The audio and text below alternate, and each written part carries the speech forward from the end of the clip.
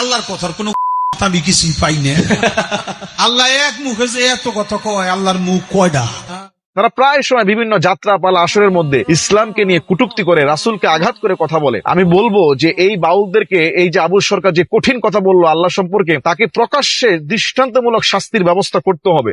বাউলরা হলো বাংলাদেশের সবচেয়ে বড় ফাউল। ওরা ইসলামকে নিয়ে কটূক্তি করে গানে গানে যেভাবে আমাদের ধর্মীয় অনুভূতির আঘাত ফেলে, আজ পর্যন্ত বাংলাদেশে ওদের তেমন কোনো দৃষ্টান্তমূলক শাস্তি বা বিচার হয় নাই। যার কারণে সর্বশেষ এই যে আবুল সরকার আল্লাহকে নিয়ে যে মারাত্মক কঠিন কথা বললো গানে গানে, আল্লাহকে সে মিথ্যাবাদী সাব্যস্ত করেছে তার গানের মধ্যে, নাউজুবিল্লাহ। এবং তাদের আসরের মধ্যে গাঁজা ছাড়া কোনো কিছু নাই। আজকে তাদের পক্ষে অনেক সুশীলরা, এনসিপি সহ কয়েকটা পলিটিক্যাল লিডার পর্যন্ত তাদেরকে আজকে দেখতেছি তাদের প্রতি সহমর্মিতা দেখাচ্ছে। এদের আজও পর্যন্ত ঈমান আছে কিনা, আল্লাহ এবং আল্লাহ রসুলের প্রতি ভালোবাসা আছে কিনা? ভাই, আপনি নামাজ কালাম পড়েন না সেটা ভিন্ন কথা, কিন্তু আল্লাহ এবং আল্লাহ রসুলকে যদি কেউ আঘাত করে কথা বলে, একজন মুসলমান সে কখনো সহ্য করতে পারে না। আমি বলবো যে এই বাউলদেরকে, এই যে আবুল সরকার যে কঠিন কথা বললো আল্লাহ সম্পর্কে, তাকে প্রকাশ্যে দৃষ্টান্তমূলক শাস্তির ব্যবস্থা করতে হবে। নতুবা বাংলাদেশের কোন বাউল দ্বিতীয়বার যেন এরকম বলার জন্য সুযোগ না পায়। তারা প্রায় সময় বিভিন্ন যাত্রা পালা আসরের মধ্যে ইসলামকে নিয়ে কটূক্তি করে, রাসূলকে আঘাত করে কথা বলে, এবং এদেরকে কয়দিন পর আবার জামিন দিয়ে দেওয়া হয়। এর আগে আমরা দেখেছি পার্লামেন্টে এক নর্তকী ছিল,